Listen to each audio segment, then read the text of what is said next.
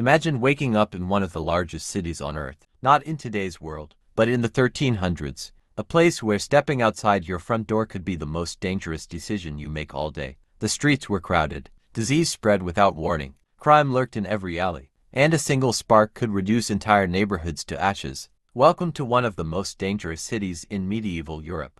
As the sun rises over the towering stone walls, thousands of people begin another day. Merchants arrive with wagons full of goods. Farmers travel for miles hoping to sell their harvest. Pilgrims, craftsmen, nobles, and beggars all enter through the same massive gates. To outsiders, the city looks magnificent, but behind its walls lies a world unlike anything most of us could imagine. The streets are unbelievably crowded. Narrow roads twist between tall wooden buildings that seem ready to collapse onto one another. There are no sidewalks, no traffic rules, no sanitation workers. People, horses, carts, pigs, dogs, and livestock all compete for the same tiny space. The smell is impossible to ignore. Smoke from fireplaces mixes with rotting food, animal waste, open drains, and muddy streets. Clean water is rare. Waste is often thrown directly into the roads from upstairs windows. Walking through the city without being splashed was simply part of daily life. The marketplace is the heart of the city. Thousands gather here every day. Fresh bread fills the air with its aroma. Butchers prepare meat in the open. Blacksmiths shape glowing iron. Merchants from distant lands sell expensive fabrics, spices, and rare goods. It is exciting, busy, full of opportunity, but it is also the perfect place for criminals. Among the crowds, skilled pickpockets quietly move from person to person. A distracted shopper can lose everything in seconds. By the time they realize what has happened, the thief has already disappeared into the maze of narrow streets. As evening approaches, the city begins to change. The crowded markets empty, shops close, darkness arrives quickly. Without electric lights, most streets become almost impossible to see. Only a few torches and candles light the roads. The narrow alleyways become especially dangerous. Travelers walking alone risk robbery or worse. Many people avoid leaving their homes after sunset whenever possible. But crime is only one danger. Perhaps the greatest threat is something no one can see: disease. In crowded medieval cities, sickness spreads with terrifying speed. Families live close together.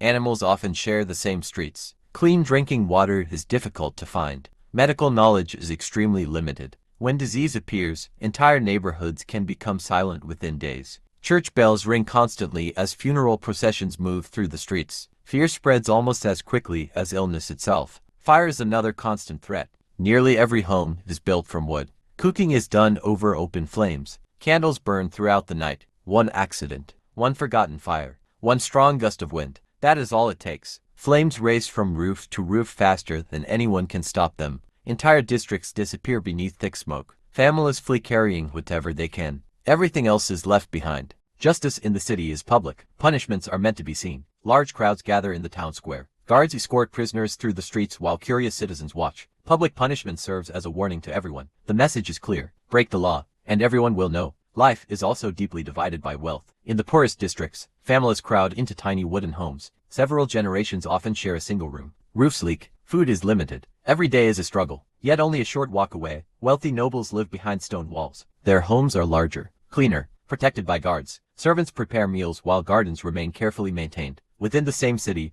two completely different worlds exist side by side. And still, every morning, the city wakes again. Church bells ring. Market stalls reopen. Blacksmiths light their fires. Merchants welcome new customers. Children run through the streets. Life continues, despite the danger, despite the disease, despite the fires, and despite the constant uncertainty. Millions of people across medieval Europe called places like this home. By modern standards, surviving even 1 week here would be an incredible challenge. Yet for those who lived in the 1300s, this wasn't extraordinary. It was simply everyday life. So here's a question: would you survive 1 week in the most dangerous city on Earth during the 1300s?